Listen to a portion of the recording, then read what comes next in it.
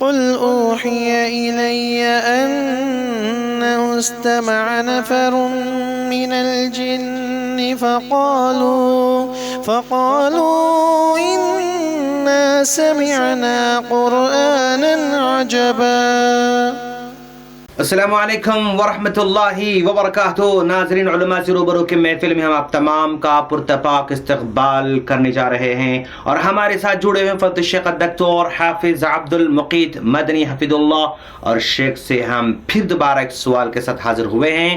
شیخ السلام علیکم۔ وعلیکم السلام ورحمۃ اللہ وبرکاتہ۔ شیخ، ایک آنٹی بہت پریشان ہے۔ سبحان اللہ۔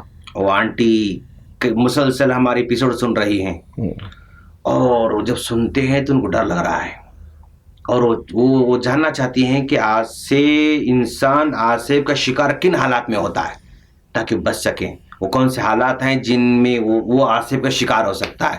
وہ ڈر رہی ہیں اور یہ سوال کر رہی ہیں۔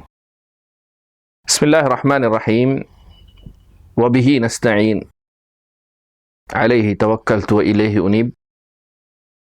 ہر اوقات میں جن کو یہ طاقت نہیں ہوتی کہ انسان پر حاوی ہو جائے، غلبہ حاصل کر لے۔ اچھا، اینی ٹائم نہیں آ سکتا؟ جی، اوکے۔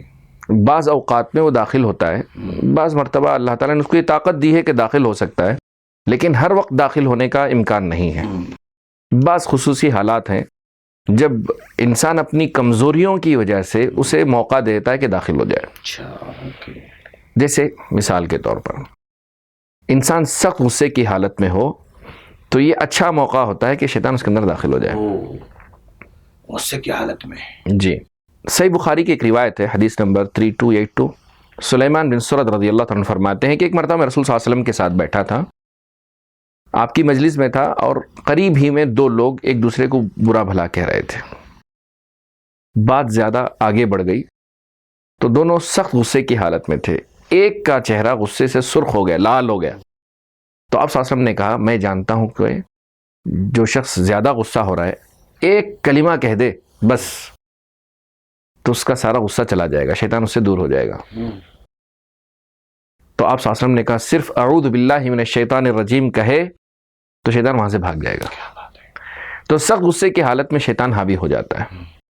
اسی طرح سے سخت غفلت کی حالت میں، سخت غصہ، سخت غفلت، اوکے، ایک دم مغفل ہو انسان، باقی صفائی کا کوئی خیال نہیں ہے، کہ اپنے کسی کام میں اسے کوئی اعتنائی نہیں ہے، بے اعتنائی برتتا ہے، غفلت برتتا ہے، بیت الخلاء میں جانے کی دعا نہیں پڑھتا، تو ایسی صورت میں بھی شیطان اس پر حاوی ہو جاتا ہے۔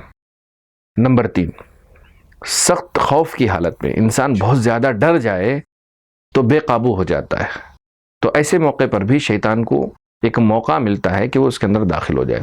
اسی طرح سے گھر میں داخل ہوتے وقت بسم اللہ نہ کہے، یا اسی طرح سے کھانا کھاتے وقت بسم اللہ نہ کہے، تو یہ ایسے مواقع ہیں جہاں شیطان کو موقع ملتا ہے کہ وہ حاوی ہو جائے یا انسان کے جسم میں داخل ہو جائے۔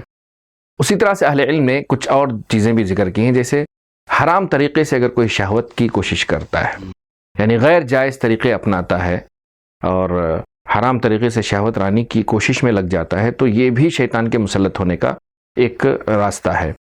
اسی طرح سے اہل علم نے کہا کہ انسان بہت زیادہ خوش ہو جائے، خوشی میں اتنا زیادہ محو ہو کہ اس کو آپے کا احساس نہ ہو، تب بھی شیطان کے داخل ہونے کا امکان ہوتا ہے۔